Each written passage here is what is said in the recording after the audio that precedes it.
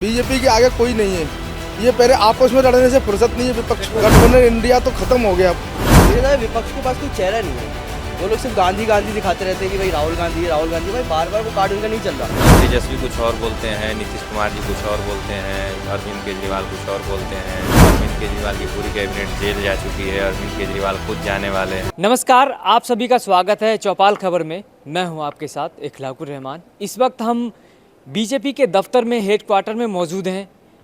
आइए हम बात करते हैं जो 3 राज्यों में बीजेपी ने पूर्ण बहुमत से सरकार बनाई है, उसको लेकर के जो मुख्यमंत्री की जो दावेदारी पेश होने वाली है, उसको लेकर के जो है यहाँ पर कहीं न कहीं पेच फंसता हुआ दिखाई दे रहा है। अभी हालांकि तीनों राज्यों में जो है कौन बनेगा मुख्यमंत्री, इस पर फैसला आना बाकी है। तो इसी को लेकर के हम यहाँ पर बात करेंगे। तमाम अलग अलग राज्यों से हमारे साथ बीजेपी के कार्यकर्ता हमारे साथ बने हुए हैं, और इसके अलावा जो आगामी चुनाव लोकसभा का होना है 2024 में, उसको लेकर के बात करेंगे। कुछ मुद्दे भी रहेंगे, हम उन पर भी बात करेंगे। हमारे साथ है साउथ इंडिया से हैं हमारे साथ बने हुए, और हमारे साथ हैं यूपी से और बिहार से भी आए हुए हैं कार्यकर्ता। तो सबसे पहले सर आपसे पूछना चाहूँगा, सबसे पहले तो आपका स्वागत है, बहुत बहुत स्वागत है चौपाल खबर में। सर आपका नाम जानना चाहेंगे? मेरा नाम डॉक्टर बिजू धर्मपालन है। मैं पत्रकार भी हूँ, न्यूज़पेपर में लिखता हूँ, और एक टीचर भी रह चुका हूँ केरल में। और बीजेपी से भी बीजेपी का मेंबर है। तो जो 3 राज्यों में बीजेपी जो पूर्ण बहुमत से सरकार बनाई है, क्या लगता है आपको कि मुख्यमंत्री का चेहरा अभी तक पेच फंसा हुआ है मामला, तो इस पर क्या लगता है कौन होना चाहिए? वो तो वहाँ के जिन्होंने चुना है वहाँ के एमएलए लोग सेलेक्ट करेगा, लेकिन वहाँ बीजेपी का इतना बड़ा क्या जीत हुआ है, उसके ऊपर मैं ये कहना चाहूँगा, बीजेपी अभी क्या बोलते हैं, आम जनता से जो पार्टी मिलजुल कर काम करते हैं वो खाली बीजेपी है। तो उनको ये समाज में क्या चाहिए, समाज का प्रॉब्लम्स, ये सब कुछ क्या बोले उसका सोल्यूशन करने के लिए मोदी जी का वो प्रभाव है ना, उसी के ऊपर ये जीत हुआ है। तो मुझे लगता है एक अच्छी साइन है। आप कह रहे हैं कि मोदी मैजिक चला है? मोदी मैजिक तो है, उनका सरकार तो इतना बढ़िया काम कर रहा है, तो लोग भी सोचेगा क्या बोल रहे हैं, क्या कामियाँ हैं। अच्छा। अगर आप बोलेगा या किसी गवर्नमेंट का, मध्य प्रदेश में मैं जा चुका हूँ, मध्य प्रदेश का मामा जी तो बहुत क्या बोलते हैं, इतना अच्छा एक पॉलिटिशियन मैंने कभी नहीं देखा है जो मिलजुलते हैं आम जनता से। तो इस तरह का कल्चर बीजेपी ने डेवलप किया है, वो तो आम जनता के ऊपर असर पड़ेगा, इसलिए जीत हुआ है। जिस तरीके से बीजेपी जो है 5 राज्य की जो विधानसभा चुनाव हुए थे, उसमें 3 राज्यों में उन्होंने प्रचंड बहुमत हासिल किया है, क्या लगता है आपको इसका असर 2024 में लोकसभा के चुनाव में होना है क्या? श्योर, वो हो जाएगा, क्योंकि इतने मेजॉरिटी में ये 3 राज्यों में बीजेपी का हुआ है। लेकिन अगर हम बात करें तो इसमें विधानसभा में कांग्रेस भी जो है, विपक्ष भी एक स्ट्रॉन्ग पार्टी बन के स्ट्रॉन्ग पार्टी है। ओके, वो उनका वोट शेयर भी उतना कम नहीं हुआ है, लेकिन क्या बोलते, जब मेरे पर्सनल ओपिनियन है कि जब नेशनल और लोकसभा का इलेक्शन होगा, तब लोग इससे भी बड़ी तरह से सेंट्रल गवर्नमेंट को इवैल्यूएट करेगा। तो जब स्टेट में कुछ प्रॉब्लम होता है तो लोकल इश्यूज आता है, वो तो रिफ्लेक्ट करेगा लोकल में भी। लेकिन अगर इसमें आज ये चुनाव में हमने देखा लोकल इश्यूज का मुद्दा था और सेंट्रल का भी था, तो वहाँ भी सेंट्रल का क्या बोले मोदी प्रभाव ज़्यादा था, तो लोकसभा में इसका दुगना या तिगुना हो जाएगा। अच्छा, मुख्यमंत्री पद की घोषणा के लिए जो है आज का समय बताया जा रहा है, क्या लग रहा है आपको, क्या ये फैसला आज हो जाएगा? वो तो मुझे पता नहीं है। तो आपका नाम जानना चाहेंगे सबसे पहले सर? राहुल राजभर जी, क्या लगता है 3 विधानसभा जो 3 राज्यों में बीजेपी पूर्ण बहुमत से जीती है, क्या लगता है इसमें आपको कहीं ना कहीं मोदी मैजिक चला था, या फिर बीजेपी को देखकर ही वहाँ की जनता? निसंदेह मोदी मैजिक चला है, और बीजेपी का तो मतलब पूरे देश में ही प्रभाव है मोदी जी की वजह से। मोदी जी, अमित शाह जी, जेपी नड्डा जी, योगी आदित्यनाथ जी। अच्छा, अभी तक जो है मुख्यमंत्री के पद के लिए कोई भी घोषणा अभी नहीं हुआ है, तो क्या लगता है आज या कल तक में वो जो चेहरा साफ हो जाएगा जो तीनों राज्यों में मुख्यमंत्री पद के लिए होना है? संभवतः तीनों राज्यों के लिए आज आवर्जर नियुक्त हो जाएंगे, पर्यवेक्षक हो जाएंगे, कल परसों में पहुंच जाएंगे उन राज्यों में, और वो अपनी रिपोर्ट सबमिट करेंगे संभवतः शनिवार रविवार तक। अभी आपको वेट करना पड़ेगा 3-4 दिनों तक, लोगों को वेट करना पड़ेगा। 3-4 दिनों में फैसला हो जाएगा। अभी भी कहीं ना कहीं जो है वो पेच फंसा हुआ है। पेच कोई नहीं फंसा 3 है। राज्यों में से किसी एक नहीं राज्य में। पेच कहीं नहीं फंसा है, चूँकि शीतकालीन सत्र चल रहा है। ये मोदी जी के दूसरे टर्म का आखिरी ये शीतकालीन सत्र है, 4 दिसंबर से 22 दिसंबर तक चलेगा। तो ये इसमें भी व्यस्तता है पार्टी की, और विश्व की सबसे बड़ी पार्टी है तो काफ़ी सोच समझ करके फैसला लेना होता है पार्टी को। किसी एक व्यक्ति के हित में लेना नहीं है, पूरे प्रदेश और देश के हित में लेना है। तो इसमें टाइम तो लगेगा। शनिवार रविवार क्या लगता है साल 2024 का जो लोकसभा चुनाव होना है, तो उसमें क्या लगता है बीजेपी कांग्रेस को टक्कर दे पाएगी? कांग्रेस टक्कर में ही नहीं है। देखिए, क्योंकि अभी इंडिया गठबंधन हो गया है तो सारी पार्टियां एक साथ अलायंस कर गई है, तो वो हमेशा दावा करती रहती है कि हम अब लोकसभा चुनाव में जो है बीजेपी को पीछे छोड़ देंगे। नहीं, ये इंडिया अलायंस क्या है, ऑपोजिशन का उनका क्या है, क्यों मिशन नहीं है उनका, स्टेप क्या बोलते हैं, वो अलग अलग पार्टियां हैं, उनका मिशन मोड भी अलग है, तो वो एक साथ जुड़ नहीं पाएगा।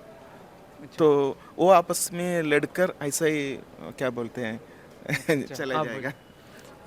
देखिए, इंडिया गठबंधन, मैं यही कहना चाहूँगा कि 100 लंगड़े मिलकर भी एक पहलवान नहीं बना सकते हैं। उन लोगों की यही हालत है। उसमें तेजस्वी कुछ और बोलते हैं, नीतीश कुमार जी कुछ और बोलते हैं, अरविंद केजरीवाल कुछ और बोलते हैं।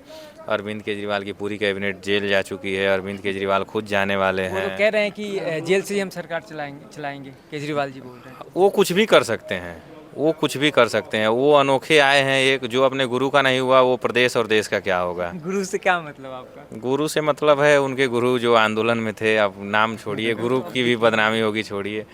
अच्छा, तो आपका नाम? नवनीत आप कुमार बिहार से? चौधरी। नवनीत कुमार चौधरी, बिहार से हैं सर? बिहार दरभंगा से हूँ। तो थोड़ा बिहार के बारे में बताइए, क्या लगता है आपको, नीतीश जी कैसा काम कर रहे हैं वहाँ पर? नीतीश जी तो शुरुआत के 5-7 साल बहुत अच्छा काम हुआ। जो जब बीजेपी में थे, जब भारतीय जनता पार्टी में थे और भारतीय जनता पार्टी के साथ सरकार बनाई, देखिए 2 पार्टी, एक आरजेडी का भी पहला जो सरकार बना था वो भारतीय जनता पार्टी की कृपा से ही बनी थी। नीतीश जी को अटल जी के समय में केंद्रीय मंत्री भी बनाया गया, फिर उनको मुख्यमंत्री बनाया गया। उस समय में सड़क नहीं होते थे, वो सड़क का काम हुआ। अटल जी के समय में 4 लाइन का काम हुआ, इतना जाल बिछाया गया, सड़कों का विकास हुआ। लेकिन जब ये पलटू चाचा जी कभी इधर कभी उधर होने लगे हैं, उसके 5-6 साल से काम नहीं हो रहा है, बिल्कुल नहीं हो रहा है। शराबबंदी अभी तो एजुकेशन पर भी को भी व्यवस्था को भी अच्छा किया सर है, अभी चालू किया ना, शिक्षकों की चयनित हुई है। वो 2 महीने से अब अच्छी किरत व्यवस्था देखा जाएगा ना। अभी तो शुरुआत हुई है, टीचर की बहाली अभी तो सूरत हुई है। तो एक दिन में सूरत बदल जाएगी क्या?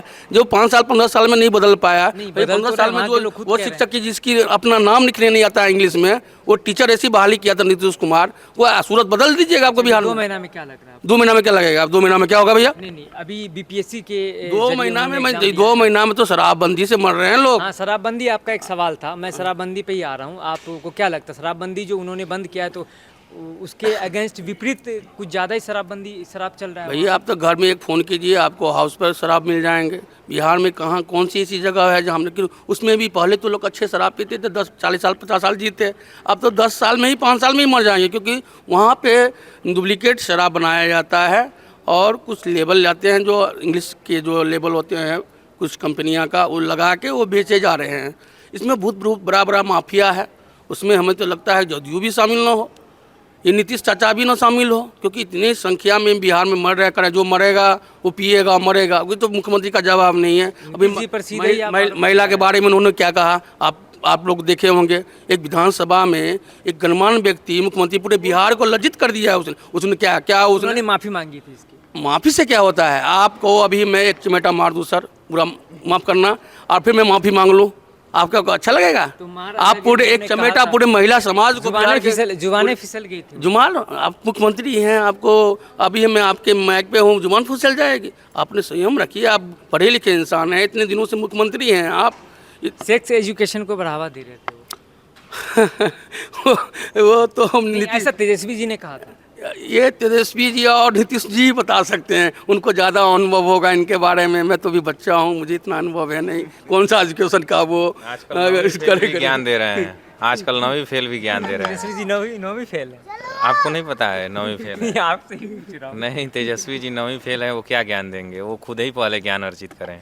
अच्छा हम्म। तो क्या लगता है ये जो 5 राज्यों में 3 राज्यों में पूर्ण बहुमत से जो है बीजेपी अपनी सरकार बना ली है, क्या लगता है इसका असर लोकसभा चुनाव में होगा?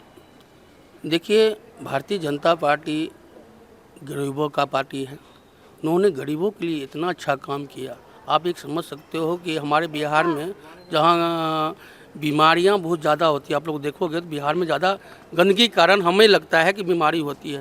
आयुष्मान जो कार्ड चलाया मोदी जी ने, आप समझिए 5 लाख तक का कोई भी बीमार आदमी को, व्यक्ति को अगर हो जाता है शुरुआत में, तो ये सब ऐसे अब आपका बना है सर? अब जनधन योजना एक ऐसा योजना था। आपका बना है आयुष्मान? मैं उस कैटेगरी में नहीं आता हूँ अच्छा। जी, तो मैं क्यों बनाऊँ? तो जिनका बना है वहाँ तो शिकायतें बहुत सारी आ रही है कि आयुष्मान कार्ड काम ही नहीं करता है। वो विपक्ष वाले बताते होंगे, आरजेडी के कुछ नेता बताते होंगे, हमें तो नहीं पता कि घर घर में जो उस कैटेगरी में हैं आते हैं उसको बना है। और वो तो आप एपीएल में आते हैं सर? हम एपीएल में आते वहाँ एपीएल बीपीएल सिस्टम है ना? हैं। जी, हम एपीएल में आते हैं। और मैं ये कहना चाहता हूँ कि जनधन योजना की बात करते हैं। पहले बिहार में क्या होता था ना, आपको एक राशन कार्ड बनाना हो, छोटी सी बात करते हैं, चप्पल खिया जाते थे गरीबों का, आज होगा कल होगा, 500-1000 रुपये घूस मांगते थे। डायरेक्ट मोदी जी ने ऐसा सबका अकाउंट खुला के जनधन योजना कर, डायरेक्ट आप पैसा जाता है। अब वैल्यू खत्म हो गया नेता का, तो मोदी जी नेता नहीं था वो तो, बिहार में तब बिचौलिया चलता था जो बीच का काम करता था। बिल्कुल इंडिया में था, इंडिया में ही था, लेकिन जनधन योजना के बाद जो है ये सिस्टम खत्म हो गया। मोदी जी अब डायरेक्ट उन गरीबों तक पहुंचा रहे हैं। आप फ्री में राशन देख लीजिए, तो मोदी जी का ऐसा बहुत योजना है। वो राशन तो अगर हम बात करें तो पहले भी फ्री का राशन चलता था, अभी 5 केजी शायद उन्होंने किया है। अभी की मौजूदा हालत देखिए, उस समय का हालत और इस समय का, उस समय में क्या होता, ब्लैक में नहीं होता। हम बिहार से हैं ना, मुझे पता है।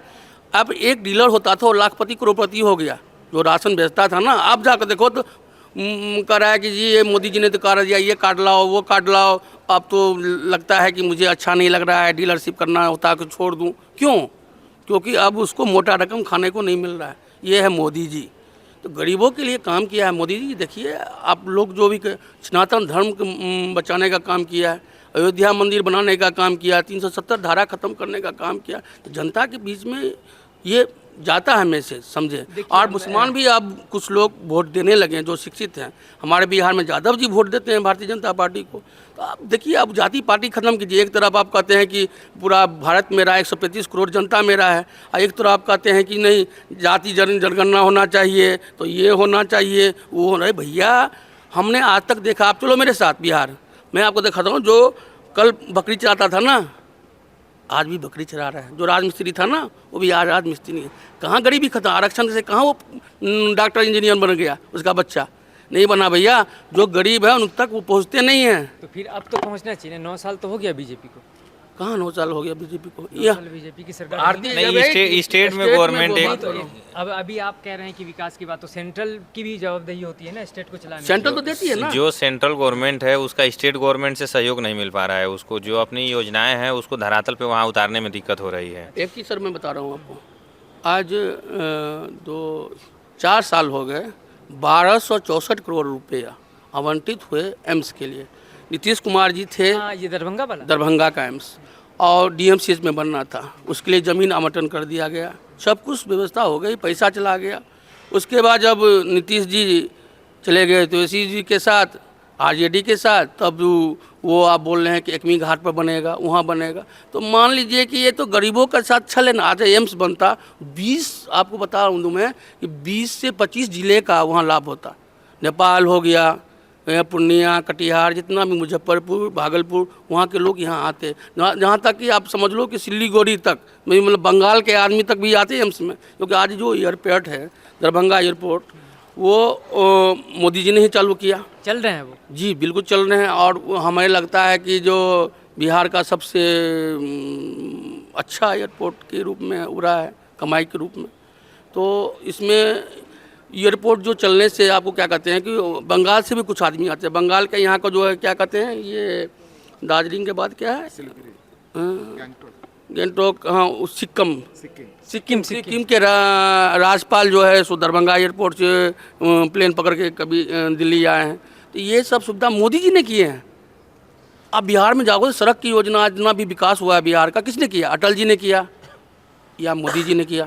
नीतीश जी ने कुछ नहीं किया। नीतीश जी तो भैया भारतीय जनता पार्टी के रहमो कर्मों पर मुख्यमंत्री बना उन्होंने। वो कैंडिडेट 2% का आदमी है नीतीश कुमार। वो अकेले चुनाव लड़ा के देख ले 10 गो सीट विधानसभा में उसको हो जाए नीतीश कुमार कह को। रहे हैं नीतीश जी की लोकसभा में इंडिया गठबंधन से हम चुनाव लड़ेंगे और बीजेपी को सबसे पीछे छोड़ देंगे। आप मुझे बोले नीतीश बाबू बनेंगे कि मेरी ममता दीदी बनेंगे कि मेरे राहुल बाबू भाई जी बनेंगे कि आपको ये शरद पवार बनेंगे, किसको मुख्य प्रधानमंत्री बनाओगे भैया? इंडिया गठबंधन सारे चोर हैं, सब समझ रहे हैं कि दीमक है, इस दीमक को देश में लाओगे ये फिर कंगाल हो जाएगा इंडिया। तो अभी मोदी जी हैं भैया, अभी कोई वैकेंसी नहीं है। 2024-29 में भी वैकेंसी नहीं है। आप समझो 29 तक जो है कोई प्रधानमंत्री का वैकेंसी नहीं है भैया। इसलिए विधानसभा के लिए लोगों को सोचना चाहिए, अपनी जड़ मजबूत करनी चाहिए कि कांग्रेस को आप ज़मीन से उठना चाहिए। उनको मैं विपक्ष को भी बारे में बोलता हूँ, कांग्रेस जी को देखिए, राहुल जी को अब अपना ये परिवारवाद छोड़ के कोई अच्छे नेता लाएं और उनको अध्यक्ष बनाएं और एक एक जनता से मिले, तब जाके हम लोग को भी जब पहले क्या होता था 1996-98 लालू जी की सरकार था, झंडा उखाड़ दिया जाता था भारतीय जनता पार्टी का। हम लोग जाते थे, मारा जाता था हम लोगों को, पीटा जाता था हम लोगों को, फिर भी भारतीय जनता पार्टी उस समय जो हम मेहनत करते, अब कहाँ मेहनत करना पड़ता है? अब तो जनता के पास जाते हैं, वोट मोदी के नाम पे ही मिलता है। मोदी की मैजिक, मोदी है तो गारंटी है। तो अब मेहनत करने की जरूरत नहीं है। इसलिए यहाँ पे कोई वैकेंसी नहीं। 2024-29 तक मैं बोलता हूँ कोई वैकेंसी नहीं है प्रधानमंत्री। अच्छा, आप साउथ इंडिया से हैं, तो केरला से। वहाँ की क्या है रणनीति वगैरह क्या चल रही है अभी बीजेपी के खेमे में आगामी चुनाव को लेकर के? नहीं, अभी क्या बोल रहे, वहाँ हमने कांग्रेस का गवर्नमेंट देखा और सीपीएम का गवर्नमेंट देखा। उन लोगों का एक प्रॉब्लम अभी है, वो जनता से क्या बोलते हैं उनका कहाँ से आप साउथ इंडिया? केरला से। केरला से। तो वहाँ कांग्रेस और सीपीएम आते रहते थे, लेकिन अभी लोग समझ जाते हैं कि इन लोग क्या बोलते हैं, बहुत क्या बोलते हैं, ये पैसे लेते हैं और करप्शन ज़्यादा है। दोनों पार्टी में करप्शन ज़्यादा है। और ये अभी जो पढ़े लिखे लोग हैं, ये बच्चे डिजिटल युग में जी रहे हैं, उनको पढ़े लोग के लोगों को साइंस के बारे में वो ज़्यादा देखते हैं। और साइंस का डेवलपमेंट अभी हम इंडिया के हिस्ट्री में देखेंगे तो ये मोदी जी के टाइम में ही इतना डेवलपमेंट हुआ है। अभी हम पेटेंट फाइल करने में विश्व का दूसरे या तीसरे नंबर में है, और science and technology papers publish करने में वो उसमें भी हम टॉप है। आप देखेंगे तो साइंस एंड टेक्नोलॉजी में बहुत अभी चंद्रयान, आदित्य L1 मिशन, ये सब मोदी जी के विजन है। तो साइंस में जो इन्होंने विजन दिया है उसका प्रभाव साउथ के एजुकेटेड क्लास में ज़्यादा हो जाएगा। तो अभी लोग बीजेपी से ऐसा नहीं है। अभी क्या बोलते हैं, मुझे लगता है अगले चुनाव में अच्छी तरह उनका वोट शेयर बढ़ जाएगा। अच्छा, आपसे भी मैं बात करना चाहूँगा, उत्तर प्रदेश में अभी आगामी चुनाव जो लोकसभा चुनाव होना है 2024 में, उसको लेकर के क्या कुछ तैयारियाँ चल रही हैं? माननीय प्रधानमंत्री जी की जो भी योजनाएं हैं उनको मोदी जी आदित्यनाथ योगी जी के नेतृत्व में काफ़ी अच्छे तरीके से धरातल पे उतारा जा रहा है, लोगों तक पहुंचाया जा रहा है, लोगों को बताया जा रहा है, उसका लाभ दिया जा रहा है। और आने वाले चुनाव में जो है कि इसी के एवज में जो है कि वहाँ की जनता जो है कि मोदी जी को भारी बहुमत से जिता करके वहाँ से लोकसभा की 80 की 80 सीटें दे करके तिबारा प्रधानमंत्री बनाने जा रही है। चलिए, बहुत बहुत शुक्रिया आप लोगों का ओके, चौपाल खबर से बात करने के लिए। धन्यवाद। धन्यवाद। सर, अपना नाम बताइए सबसे पहले। आप पूरन सिंह भदौरिया, कहाँ से आए हैं? ग्वालियर से आया हूँ। वहाँ ग्वालियर हाईकोर्ट का एडवोकेट हूँ और बचपन से RSS बजरंग दल विश्व हिंदू परिषद और भाजपा से जुड़ा हूँ और अयोध्या की दोनों कार्य सेवाओं में रहा हूँ 90 और 92 की। अब ये तीनों प्रदेश में जो भाजपा की सरकार बनी है तो ये यहाँ के कार्यकर्ता का खून पसीने की मेहनत से बनी है। हमने वो समय भी देखा है जब भाजपा की केवल 2 सीट हुआ करती थी और कांग्रेसी लोग हमारे ऊपर हंसते थे। हमने अटल जी का ग्वालियर का चुनाव भी देखा है। उस चुनाव में अटल जी के हम जब प्रचार करते थे, कार्यकर्ता सिंधिया ही खड़े हुए थे तो पोस्टर हम लगाते थे, पीछे से कांग्रेसी छुड़ा देते थे और हमारी हंसी उड़ाते थे। हमने बड़े पुराने समय से संघर्ष किया है। भाजपा आज एकदम ऊपर नहीं आई है। भाजपा में कई कार्यकर्ताओं का खून पसीने से सींची गई है। ये आज जो इमारत भी देख रहे हैं तो इस इमारत भी एकदम खड़ी नहीं हुई है। जाने कितने कार्यकर्ताओं का इसमें खून पसीना लगा है तब ये मर्यादा खड़ी हुई है। और वरिष्ठ कार्यकर्ताओं वरिष्ठ नेताओं से भी कहूँगा, जो पुराने कार्यकर्ता हैं, पुराने वर्कर हैं, जिनकी दम पे भाजपा खड़ी हुई है, उनका आत्मसम्मान और सम्मान का भी थोड़ा बड़े लोग ध्यान रखें। आज 3 सरकारें बनी है। हम कश्मीर की बात करें, कश्मीर में जब 370 हटाने की बात आती थी तो सब लोग हंसते थे, मंदिर बनाने की बात करते सब लोग हंसते थे। आज जब 3 प्रदेश में सरकार बम्पर रूप से जीती है तो वास्तव में एक एक कार्यकर्ता के अंदर एक एक जुनून जो पैदा हुआ है, ये जुनून हमेशा के लिए रहना चाहिए। और ऐसा ऐतिहासिक क्षण जो कभी सपने जैसा रखता है कि कभी हम लोग 2 सीटों में हुआ करते थे, आज हम 400 ऊपर की बात कर रहे हैं, तो 400 ऊपर होंगे, निसंदेह होंगे। जिस हिसाब से भाजपा बढ़ रही है, जिस हिसाब से कार्यकर्ता बढ़ रहा है, जिस हिसाब से जनता का सहयोग, जनता का हम लोगों को सहयोग मिल रहा है। और एक एक कार्यकर्ता एक एक बूथ पर जैसे सेना के ऊपर सैनिक खड़ा होता है, ऐसे हमारे को माननीय अमित शाह जी ने आह्वान किया था, अब मेरा बूथ मजबूत तो चुनाव हम जीतेंगे। यानी हम पहले होता था कि कार्यकर्ता बड़ा नेता समझकर पूरे शहर में घूमता था। अब अमित जी ने हमको एक फार्मूला दिया था, मेरा बूथ मजबूत तो मैं मजबूत। यानी हमें पूरे शहर में नहीं घूमना, हमें पूरी विधानसभा की चिंता नहीं करना, हमें पूरी लोकसभा की चिंता नहीं करना, हमें अपने बूथ पे रहना है। और ये जो मंत्र दिया, ये तीनों प्रदेश में सरकार बनी है, बूथ मजबूत तो सर, देश अभी मजबूत। तक तीनों राज्यों के जो है मुख्यमंत्री डिसाइड नहीं हुए, क्या लगता है आपको कब तक हो जाएगा? देखो, मैं एक साधारण सा कार्यकर्ता हूँ, ये बीजेपी का वरिष्ठ नेतृत्व तय करता है।